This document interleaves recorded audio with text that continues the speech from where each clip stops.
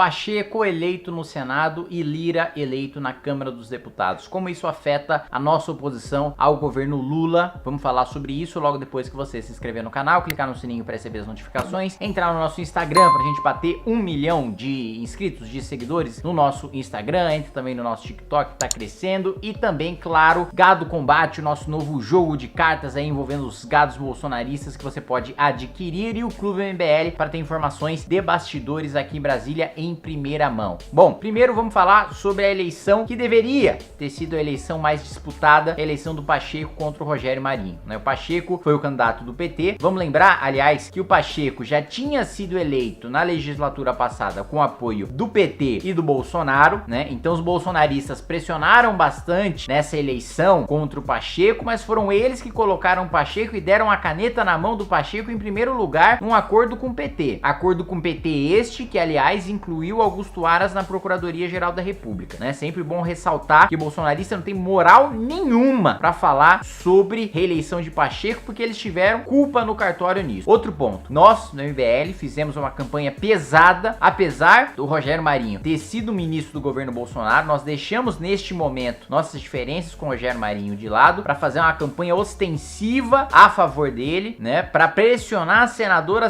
e vocês participaram disso, mas infelizmente muitos senadores traíram. Como o voto é secreto, como o voto não foi aberto, né? Como, aliás, os senadores abriram o voto na eleição do Davi Alcolumbre para derrotar o Renan Calheiros, né? E justamente por isso que o Renan Calheiros abriu mão da sua candidatura, porque todo mundo estava abrindo o voto e aí ficava muito constrangedor votar no Renan Calheiros. O mesmo não foi feito, né, em relação ao Rogério Marinho. Então, muitos dos senadores que publicamente, né, declararam o voto no Rogério Marinho, na prática traíram e votaram em Pacheco. Pacheco vai ser um facilitador e um articulador do PT no Senado, né? Então podem ter certeza que no Senado as nossas derrotas serão grandes e serão quase certas. O PT obteve um domínio do Senado que acho que não tinha antes em nenhum outro governo. Dito isso, né, dessa nossa derrota no Senado, na Câmara dos Deputados, o jogo já estava definido, né? Era Arthur Lira. Arthur Lira bateu o recorde de votação. Nunca nenhum presidente da Câmara dos Deputados tinha sido tão bem votado quanto Arthur Lira. Isso, por um lado, é bom, por outro lado, é ruim. Vamos lá, vamos explicar o porquê, né? Que isso é extremamente complexo. Primeiro, Arthur Lira teve o apoio do PT, teve o apoio do Centrão, teve apoio de parte dos bolsonaristas, né? Aliás, da maior parte dos bolsonaristas, né? Eu pessoalmente votei em branco. Absolutamente nenhum candidato representava os meus valores de republicanismo, de direita, conservadora de fato, liberal de fato, né? E que faz oposição ao autoritarismo e à corrupção bolsonarista e petista. Não havia nenhum candidato que me representasse nesse sentido. Muito bem. Dito isso, Arthur Lira estava escondendo, né, por assim dizer, as suas garras em relação ao PT, em relação ao governo, ou seja, a cobrança de ministérios, a cobrança de cargos, a cobrança de emendas até passar a sua eleição. Passada a sua eleição, ele vai ter muito mais poder para pauta a pauta, agenda a agenda, exigir mais do governo do PT. E aí entra uma briga de vilão contra vilão que pode em algum momento nos beneficiar. Por quê? O PT, como eu já expliquei aqui para vocês num vídeo anterior, dos 37 ministérios, o PT, junto com a cota pessoal do Lula, tem 24 ministérios, né? O que significa que o PT concentra muito ministério para pouco voto. 90 votos que representam toda essa indicação de 24 ministérios. Isso, sem dúvida nenhuma, vai fazer com que Lira e os seus líderes aliados, né, exijam mais espaço e mais ministérios dentro do governo Lula, o que diminui o número de petistas no poder, mas aumenta a influência do Centrão. Um outro ponto, em pautas mais polêmicas, como aumento de imposto ou uma medida provisória que nós vamos votar, de um tema que eu já tratei aqui, que é a volta do voto de qualidade do CARF, ou seja, na dúvida se um pagador de imposto deve ou não deve aquele imposto, se uma empresa deve ou não deve aquele imposto, o governo quer dizer que deve. Hoje, na dúvida, não deve. Na prática, é um aumento de imposto. Essa é uma medida provisória polêmica. Pode ser que se o governo Lula não entregar o suficiente pro Lira, ele não articule os votos, ele não garanta a maioria necessária pro governo aprovar essa medida provisória, o que vai ser uma coisa boa pra gente. É uma queda de braço de vilão contra vilão, mas ainda assim é uma coisa que pode pode nos beneficiar. Então, a situação geral é a seguinte: o governo possui uma maioria sólida consolidada por Rodrigo Pacheco no Senado. Enquanto isso, na Câmara dos Deputados, Arthur Lira está muito forte e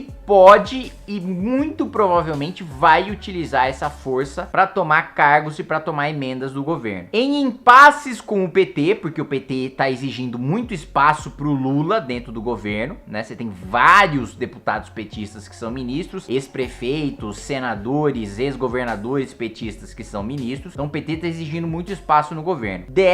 É inevitável que haja um atrito entre PT e Arthur Lira por ministérios e cargos no governo. Aí entra o nosso pragmatismo político de aproveitar essa briga para derrotar o governo nas votações mais polêmicas. Então, por exemplo, se por acaso for pautado o meu projeto de decreto legislativo que acaba com o Ministério da Verdade, o governo, né, brigando com Arthur Lira por espaço, né, no poder, vai ter muita dificuldade de construir maioria, porque é uma pauta muito polêmica e é uma pauta que os próprios deputados não acham razoável que esse Ministério da Verdade exista. Assim como a maior parte dos deputados não acha razoável que a gente aumente imposto no momento de crise, ou que a gente aumente imposto principalmente sobre os combustíveis no momento de crise que a gente está vivendo, que são pautas do PT, já anunciadas pelo Dandão. Pessoal, aliás, eu vou aproveitar essa oportunidade, passem a chamar o Fernando Haddad de Dandão. Dandão é o apelido do Fernando Haddad que ele tinha quando ele participava de um clube e que ele odiava, né? Ele odiava, mas ele não falava pra ninguém porque ele era muito tímido. Essa é uma informação de bastidor que eu tive. Ele era muito tímido. E aí, quando ele se tornou prefeito da cidade de São Paulo e o pessoal chegou nele e falou: "E aí, Dandão?" Ele falou: "Dandão não, Fernando Haddad." Ou seja, ele só teve coragem, né, de dizer que aquele apelido